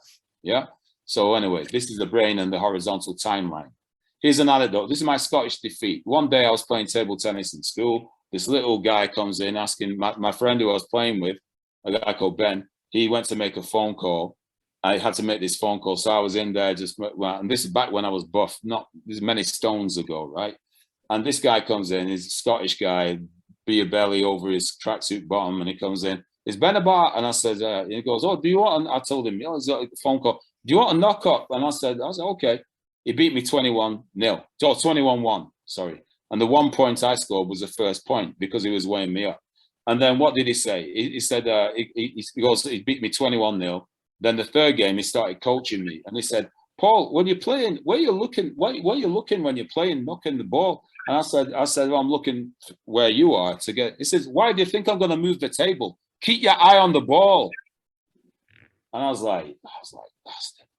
I'm thinking that because I was, what was he telling me? That there's a framework that we use. So for instance, if you're playing hockey or you're playing football or you're playing netball or basketball or chess, there's a framework.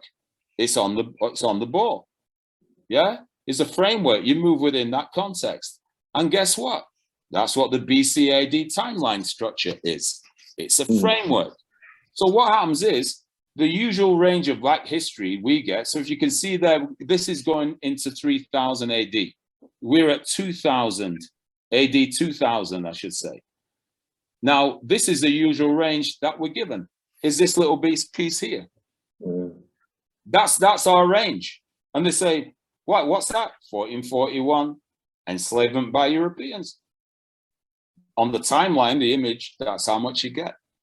Arab history range, or if we're taking this a Muslim Islamic line or an Arab line, please, there's a book called it's called Decolonizing the African Mind by a writer called Chinwezu, and he refers to Arab nationalism as Oruba, and he separates Arab nationalism from Islam.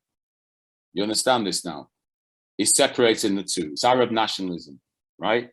So the Arab line that's given goes this far. And then what happens is the African historical continuum, ancient to modern, is this. So when I keep hearing people banging on about slavery and enslavement and that, just let me trip it back. It's a difference between going on about slavery, on and on and on, Black Lives Matter, and then what did it do? Black Lives Matter, why I'm saying, yes, okay, right, I get it. All right, it's good. This is what we need. And we've got to stop people messing around with us. And then many Asian, white allies, different people came and said, yeah, they said, yeah, we get this. Others people were going like, this is an embarrassment. It's not right. All lives matter. Yeah. That's how I saw a comedian online recently, and he said, all lives matter. And he says, okay, then. Like when they talk about 9/11 and the World Trade Center, he says, yeah, all buildings matter. Will you get away with that? I don't think so. But then this is the thing. We keep a focus to keeping us into this corral, to keeping us there. So, like I said, that takes us back with the Arab continuum from AD 622, right? And then this is our historical continuum, is that we're rolling all the way back. That's what's on the lineage timeline. This is the European historical continuum, going to the point that European historians say, you got to record writing. So this is the duration from Homer's Iliad. Even though he didn't write it, he recited it, but then that's what they cite as being the origin of civilization of the Greeks. And then what do we have here? This strip of orange is European colonization from 1884, 1885 on. Yeah, that's when they acknowledge that point, at this point, the little strip of orange. A good conscious brother, he was doing a vox popping in Brixton one day, and he was talking about the pre-colonial history. What knowledge did they have? And I showed him on I had a timeline with him, version that I had then, and he kind of went, oh, okay. So basically, you might as well just say, what do you know about history? Because this little piece of history here, you know, that's one of the things. And that, you know, and the map that we look at of the different colonizers, all the countries were not designed by Africans. They were designed by the European world. That's why it's divided the way it is. Have a look at a map of the world and look at the most divided parts of the world into political areas we call countries or nationalities. And you'll find it's Europe, it's Western Europe, I should say, Western Asia. It's Europe, aka Western Asia. Because Europe, by the way, used to mean Central Greece, then the whole Greek mainland, then the land behind Greece. And that's from the Oxford Universal Dictionary, by the way. That's not the thing, that's from what the European scholarship saying. So what you got there, and you look at the other part that's mostly divided, is Central America and then South America. And who divided it? The Europeans. So what you've got here, there's a reflection into this left brain mindset. And that's our divide and rule, divide and conquer. Please make sure you study Machiavelli. Make sure you know who Niccolo Machiavelli is, and get to look at the influences there. In ancient time, they called it set. So I want to fly with this quickly. I did a timeline. It's 180 million years. These are called geological ages. These are these ages. So these are in millions of years, by the way, here. And all of these all of these periods, this is where dinosaurs come in. I don't know, have you seen this thing online about the Velociraptor going into the United Nations, and then it gives a talk about the need to cut fossil fuels now? If you look it online, it's going around at the present time. I was sent it today, and it's quite clever the way it's been done. But you only get Triassic and Jurassic, so 248 to 140 million years old. These are hence Jurassic Park. And then the Cretaceous period at 65 million years ago, they say the dinosaurs are wiped out. And what it's saying in this very clever advert, it's actually saying that we took a meteorite wiped us out. We didn't design it, but at the moment with fossil fuels, you are in actual fact building your own meteorite to wipe it out. So it's all that kind of stuff. Paleogene, Neogene, then Quaternary. So the last two, Neogene, Quaternary, is where they start to get, according to Zallinger, you've got these pictures of the monkey turning into the man. These last two, the human history comes into these two, the Neogene period, the Quaternary period, 2.6 million years ago to 11,700 years ago. And then we're in the Holocene period of 11,700 to now. Did you know we're in the Holocene period? Did you know that? No? I once taught this. I had to go and find it out. Then what happens is we have these things, astrological ages. Now, these are across the top of the timeline coming from the age of Gemini on. So the age of Cancer. So these are periods of 2,150 years approximately. We're leaving the age of Pisces and entering into the age of Aquarius now. These are vast time phases which the ancients knew about. And I really would like you to think about these things, because they're actually talking about the Sphinx being built in the age of Leo, not in the time that they're saying where the third dynasty. So just let me there, Egypt Revisited. There's a book called Egypt Revisited, edited by Ivan van Sertima. And if we open the back of the book, it's actually relating, the cover alludes to the inland sea theory, 11,000 plus BC, when they're saying there was that period, that the pyramids are actually surrounded by seawater and an inland sea. Now, I got this when I went to Egypt, I'm walking up behind the causeway, behind the Sphinx, towards the Great Pyramid, or by the Great Pyramid, towards the second pyramid. And I started looking around, right? And the guy I was with, a guy called Dada, he said, "What are you looking for?" I said, "The River Nile." He goes, "The River Nile's not by it." I said, the River Nile, the Sphinx pyramids, the River Nile. Of course, the River Nile's by here. I'm not stupid. I said, where is it? And he said, it's nowhere near. But what had I seen? What impressions were in my memory? The River Nile was nowhere near there. It's over 8 miles away. But what had I seen? What had I seen? This. What did I see? This. And what am I looking at? These are pictures from history books. This makes sense. The grafted photographs to give an impression of the river of Egypt and the river Nile. There's no idea. So what if you look at this? This is showing the Giza Plateau. You got these are flooding, you know, the inundation, etc. You get the flood, it's like a floodplain, but this is not from the Nile. These are canals, it's irrigation. And it says here, Graham Hancock, he said there is no conclusive dating of the River Nile's migration, as river migration is an estimate. There is a possible date, however, of 52,000 years for the Nile to have migrated from flowing past the pyramids to moving eastward to its present position. Did you see that number there? 52,000 years. We've just been given some little pieces of history. So let me go skip this here. The lineage timeline, this is cultural capital. Remember the interface. I was talking about what you're drawing down. The lineage timeline is designed to clearly display the true extent of the range of the African historical continuum, way past the restricted focus of European, Arab, and Turkish enslavement and colonization. Let me just say this to you. The reason I'm putting this, the possibility is that the African, like he talks to Indian people about Asian culture, Chinese people about Chinese culture. There's very clever games that are done to give restriction, and it's I mean like how it is now is how it's always been, and so the European world has always ruled everything and blah blah blah blah blah.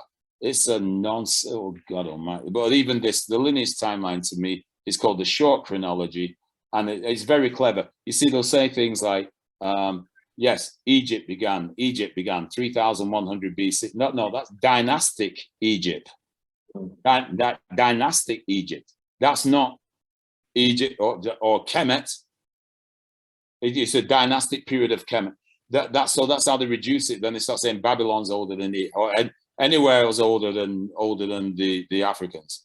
The Africans ain't done anything, and so it's this kind of game. So this is what we're getting fed. This here means that this little boy here is being given that much history. It's what I showed you before. I'm just reminding you again. And then European enslavement means he's getting this much history. And then we have the Arab colonialism enslavement again. Yeah, I'm showing you this, the yellow, the gold thing. It means it's this much. And then what happens is the increased range acknowledges the vast store of genetic power held in the African lineage of the mother's DNA. We call the golden thread, the source of the potential cultural capital. Until we start awakening that, we're just going to be playing games again. So this bloodline, 64,050 BC to date, the African historical continuum I showed you before, it means that boy going to school, that boy walking on the road, that boy going to university, college, and whatever, is drawing down on that massive amount of genetic power and potential. Self-respect, self-esteem. By the way, that's my son when he was 6 years old. That's my boy. And that's what I've been having to give him. This is his legacy. Yeah. So in general, Black people are taught a limited, enslaved, and colonized version of the history justified by religion and endorsed by the nonsense of racist ideologies. So it means they keep bringing us back to Judaism. They bring us to Christianity, BC AD. They bring us to Islam at that point there, 622, the Hijra. I said, but they don't teach us about Ma'at. They don't teach us about Ma'at. They always give this, they give you everything but it. So the interface, the comparison here, there's my son. The little European boy there is going back to ancient Greece. My son's going back to ancient Kemet by this structure. But then ancient Egypt comes in at this point here. Please remember this. Ancient Egypt is not ancient Kemet. Differentiate. But what happens is this. Over here in Holland, they've got a thing called Zwarte Piet. And I'm talking about, it goes from the boy walking around like this with that natural thing inside him. So he comes in like an interface. He's got a sense of status. But then what happens is this boy's also got a sense of status.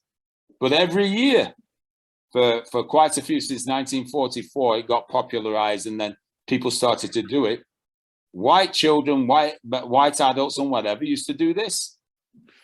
They'd black up, put on afro wigs, put in hoop earrings, and they have this character called Zwarte Piet. What's been the response to that? They said, they turn around and go, oh, Zwarte Piet, they go from this to this. And all they've got is back to enslavement. The stupid thing is, I remember coming back in 1993, I came over here to do a presentation, lectures for a film festival. And I came through Schiphol, and Schiphol's kind of unusual in my awareness that you actually, when you arrive, you walk through you walk back through the airport where all the shops are. And this is like the end of November. And I'm seeing all these Moorish heads. These heads, I'm going, oh, these are Moors. They've got turbans on and the hoop earrings and they're all black and all that. I'm going, what the hell have they got these here for? And so I went, I did my lecture. And then in the middle of the lecture, I went, wait a minute, why have you all got Moors in the shops? And, you know, what? Oh, Zwarte Piet, it's racism. And I said, but they're Moors. And they're going, no, it's racist. I said, but they're Moors. Do you not know what the Moors did? What they contributed to Holland and to Europe? You don't know that? And they're going, no, it's racist. And that's all they could see. Racism and slavery. And that's all. That is a limited, restricted mindset. You've been corralled. You've been dehumanized and corralled like an animal. And I was saying, boy. So since the last 3 years, I've been coming over here doing a thing called ZP Moore, Zwarte Piet Moore, teacher and philanthropist. And once you know, they have the nerve to actually bring this guy from Spain along with Sinterklaas, who's a Turk, and Zwarte Piet, who's a Moor. That's a North African empire I told you about before. And who carries the bag of gifts but the Moor? And I'm going like, what? I'm not going to tell you now what it is. What is it? This is when you've got some knowledge, you start to see things differently. Like, let me give you one though. Let me check this. What do you call a shoemaker? What do you call a shoemaker? Now, how many of you have said cobblers to me? Yeah. I won't take it as an offense. You said cobbler. Cobblers repair shoes, right? They repair shoes. The name of a shoemaker is a cordwainer, right? Have you heard that before? No. You have guilds of cordwainers girls in London because they're the people who manufacture shoes, like leather shoes and the craft. And it's named for Cordoba in Spain, Cordwainer, Cordoba in Spain, which is where they got the Moorish art from Morocco and Mauritania of leathercraft. Well, you ain't gonna have to taught you that. Jesus, I only learned that about maybe 2.5 years ago because I was digging through stuff. Yeah, reading up, watching, doing all the stuff. Please, like I say, Negro, please go find yourself, go read something. And that's what I'm on with here. Taking this thing, yeah, okay, these things, it's racist. The white folk here blacking up, but I'm saying imitation is the sincerest form of flattery.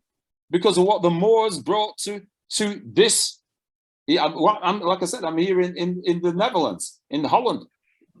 They brought dams, they brought windmills, canals, water clocks, irrigation, clocks. That's what was in Zwarte Piet's sack. The gift from the Moors to the Europeans. My gosh, I get perturbed. So what's my art? I'm going to finish with this now. Have you been watching the time? Oh, gosh. Yeah, we've just gone 5 minutes past it. Oh, sorry. Just let me do this quick. Yeah. This is a concept called my art out of Kemet, ancient Kemetic cosmology. I always say that try because our hearts require cleansing. What we're going to do is use what do you call it? A mnemonic. So we take the first thing here. This is what my art stood for: is truth, justice, balance, order, harmony, reciprocity, and compassion. This is pre-dynastic, by the way. This is going back to maybe 4,000, 5,000 BC, coming from Central Africa up. The ostrich feather, why they use an ostrich? Because it can turn its head 360 degrees. The bird in Europe is the owl. That's the equivalent. So, you know, when you swear to tell the truth, the whole truth, and nothing but the truth. So as you say there, it says truth and justice, truth and justice. We focus on that for a while. The judgment scene looks like this. You might have seen this many times. And then these are two papyri. The papyrus of Ani is to the left. That's that one. And this is the papyrus of Hunefer. But I'm joining the two together just to give you a flavor. What do you have? You have Ani's wife. You have Ani, who's here. You have Meskenet and Remenet. These are two natures of God. Over here, you've got Ani's bar, this bar bird representing his soul. Here you've got Ani's heart being on you say the scale of justice there. There's Ani's luck, his luck. They call it the luck. Then there's a scale of justice. There's Anubis, who's controlling the scale of justice. And he's got the head of a jackal. But basically, you know that you're talking about a jackal can't eat fresh meat. So it's like it buries it and then has to dig it up again to eat it after about 36 hours when it's gone rotten for a while. That's why if you go to a zoo, the jackal pens are always very distinct. And then they're considered unclean by in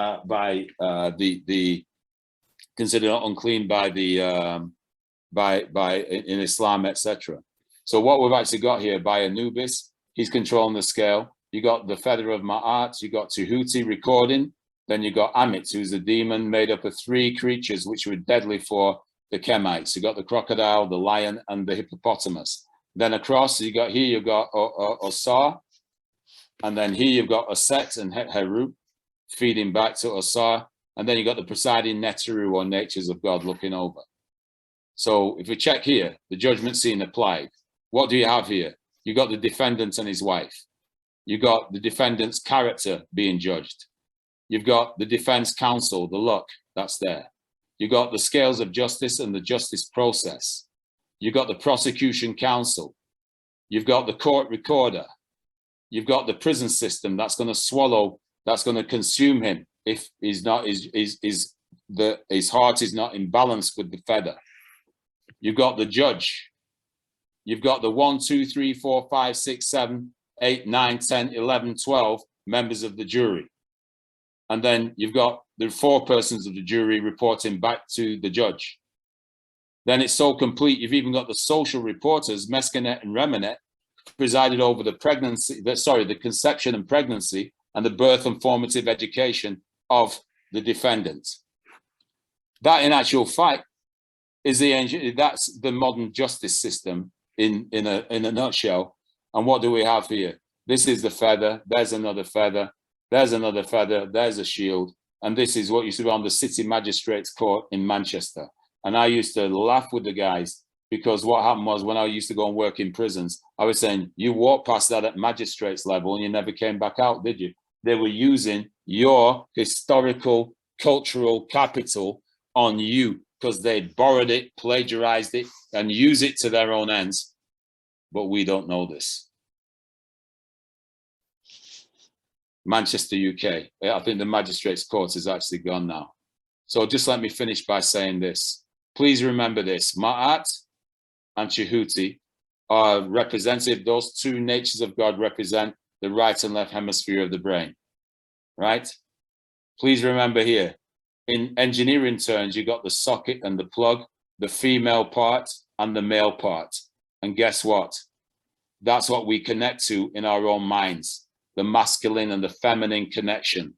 And what they've done by giving the restricted history, the restricted cultural capital or access to our cultural capital, which lies in our feminine, it lies in our in the genius, lying in the golden thread. By doing that, they're restricting us, and then we maintain that by not giving respect to our mothers on our birthdays, to awaken that lineage that lies within us through the power of our mother's genetic line.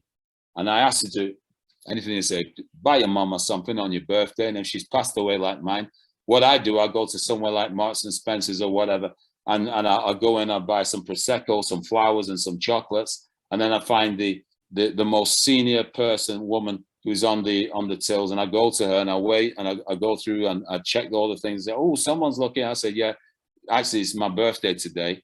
And you know, I always used to buy these for my mother. I said, but would you please accept them on her behalf because she passed away? and I still keep the practice there. And it's just a reminder, an annual reminder for me, my birthday, about the genetic power of my mother and what I've inherited. Remember, the word inherited says in her, it says in her, don't say inherited. If you want to do the thing, give your dad something 9 months before, you can catch the rascal. Done. Thank you very much, Paul, for your in-depth knowledge and research, and it's really kind of heightened our experiences as well for us to learn more and know about ourselves as well. We need to know more about Mahat and those principles as well. And there may be people on this platform who may want to pose a question to you that you may be able to answer. And if anybody's got an opportunity, the opportunity is now to ask Paul a question. Be brief, because we need to end this platform. So thank you very much, Paul. Hopefully people can turn up their sound and give Paul a round of applause. And we're going to be doing this again, hopefully, whether it's going to be on Zoom and also physically as well, because I think in terms of getting the timeline, lineage timeline in place where we can see it in flesh, and it's a very expressive and very colourful, and something that we need to share with our young ones as well, so they know more. And those who are on the platform, do share, because this video will be out in around 48 hours time. I'm not going to edit it. I might just edit some technical matters that we had at the beginning in sense of getting people on board. But if you've got a question, please come forward with it now. Paul, are you open to having like just 10 minutes of questions and answers? That would be cool. So free to ask a question.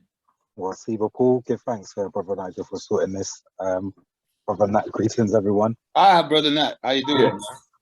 I'm good. How you doing? Well, I should have caught up with you earlier from the Sunday.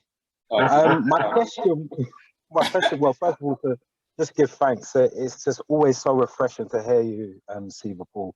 You're amazing. Oh, thank you. And we have to protect you. You've done this timeline. It's a very simple question, but do you think that you would have the ability? Because we always say the saying of our history is useful or is the most important because it informs us of how we got to where we are and where we can go further.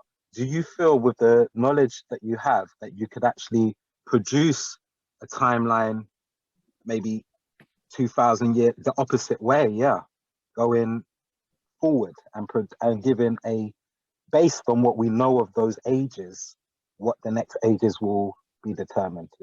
That's all really. I think what you're doing there is a vital piece of balance, because this thing, like we say, we're in the present. There's Eckhart Tolle has a thing called the power of now. I prefer to call it the power of the longer now, and they call it Sankofa. So it's about the Tony Browder's got a concept he calls Sankofa Kofa. It's a Sankofa, go back and fetch it, and then Kofa, apply it. Yeah. Looking at what I love is that we've got a thing now called Afrofuturism, because I personally, I'm very much on the history base and being in the present. More and more, I'm coming into the present as I'm rising up that alchemic structure.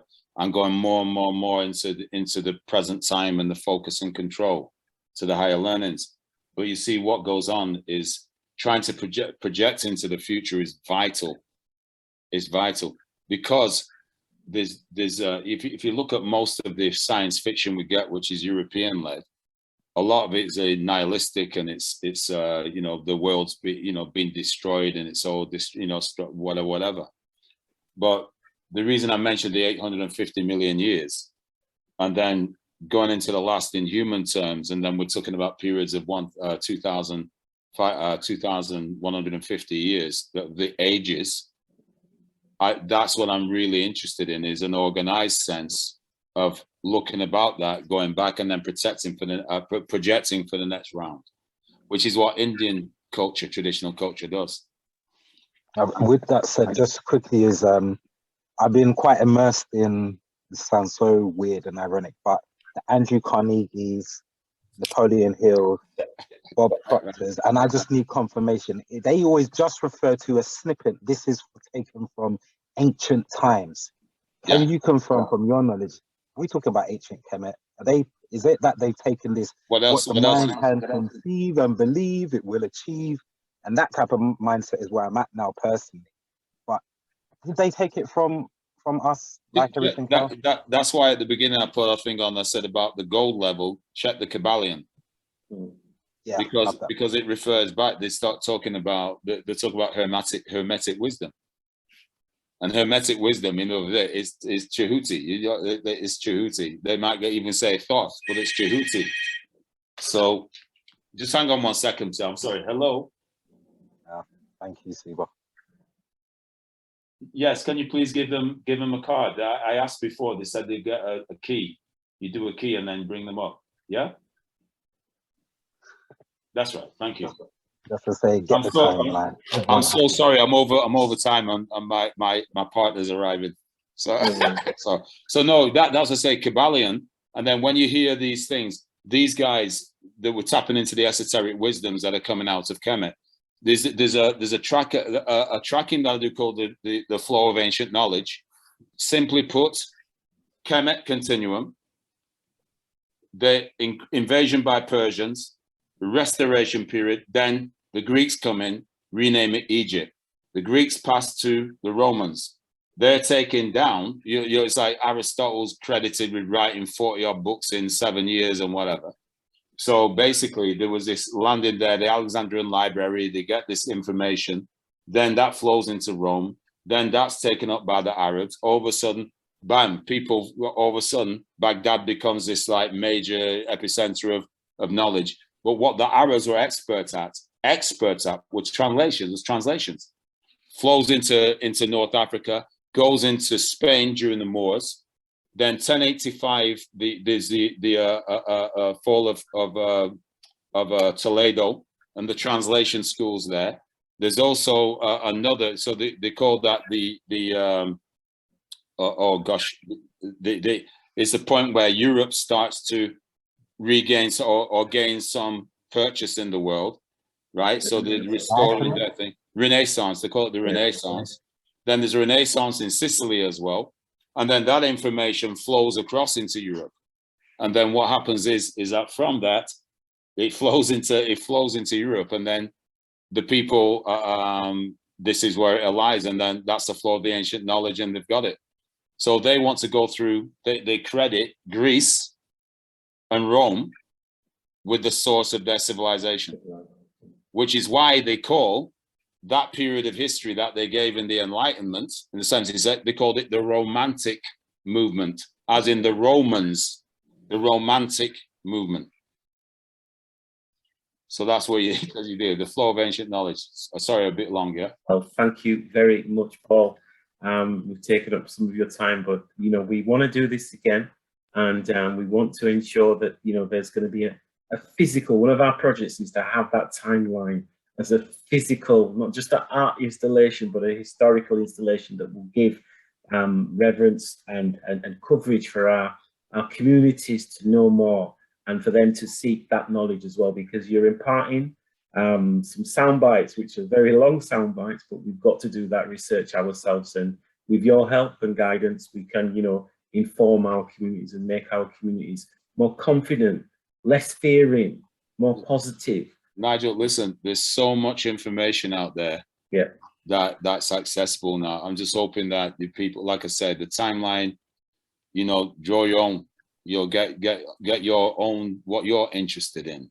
And like I said, there's just some real basic stuff that we can do, but it's like, take ownership, just spend some time, looking at your own historical roots and everything. I mean, there's a history behind everything. The history of our designer pens or chairs or whatever. Everything's got a history. But it's just to look at your own thing, your own stuff. And then what's really funny, you'll start saying, you start waking up. You might have looked at something some way, then you're going to see it in a totally different new light. And that's what I really hope to give, and to let people get that kind of dynamic. Well, thank you very much, Paul. And we're going to be closing, and some great faces and great people on here.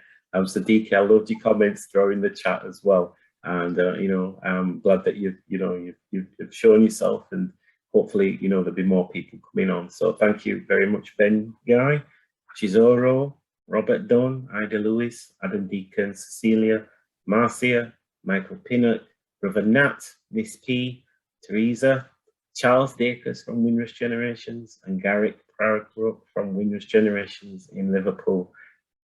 Thank you very much. And Paul, but Nigel, next time you're in Holland, you've got to bring us all as well, yeah? But can we please just can we have a moment's silence, please? Just a little moment's silence. And this is for Brother Nat, to hope that he gets out of the state that he's in, that Arsenal fan sickness. I think we more need more than 1 minute. Brother Nat, you know I had to go there, don't you?